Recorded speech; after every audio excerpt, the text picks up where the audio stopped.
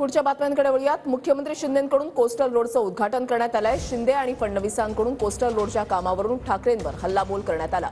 आधीच्या सरकारनं कोस्टल रोडच्या कामामध्ये फक्त खोडा घातला अशी टीका मुख्यमंत्री शिंदे यांनी केली, तर कोस्टल रोडच्या कामामध्ये वसुली चालायची असा आरोप देखील देवेंद्र फडणवीस यांनी केलाय।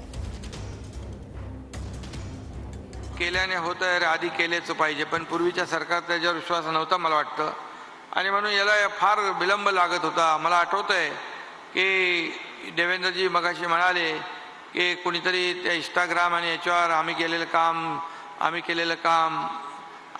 काम काय, त्याच्यात तुम्ही तर अडथळे किती घातले, स्पीड ब्रेकर टाकले, हा कसा लेट होईल ते पाहिलं, आणि याला सगळ्या लागणाऱ्या केंद्राच्या आणि सुप्रीम कोर्टाच्या जे काही केसेस होत्या, पर्यावरणाच्या सगळ्या परवानग्या देवेंद्रजी मुख्यमंत्री होते त्यावेळेस त्या सगळ्या मिळवल्या, आणि म्हणून तर हा कोस्टल हायवे इतक्या जलद गतीने होतोय।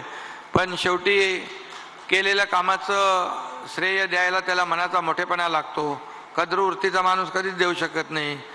मला आजही आठवतं, आता इथे LNTचे देसाई साहेब पण बसले आहेत आणि अजित गुलाबचंदजी बसले आहेत। हे कधीच बोलणार नाही, कारण त्यांना जन्मभर काम करायचं आहे। पण मी विरोधी पक्ष नेता होतो, माझ्याकडे यांचे लोक, म्हणजे यांचे कुणाचे मी सांगत नाही ना, तर ते बिचारे अडचणीत यायचे, हे सातत्याने यायचे आणि मुख्यमंत्री महोदय सांगायचे की कसं काम करायचं, इतकी वसुली चालली आहे, आम्हाला या ठिकाणी कामच करता येत नाही, आम्हाला एक ट्रक न्यायचा आहे तरी वसुली, आम्हाला खोदायचं आहे तरी वसुली, आमच्याच लोकांना कामं द्या, याच रेटनी कामं द्या, अशाच प्रकारे कामं द्या, अशा प्रकारचा।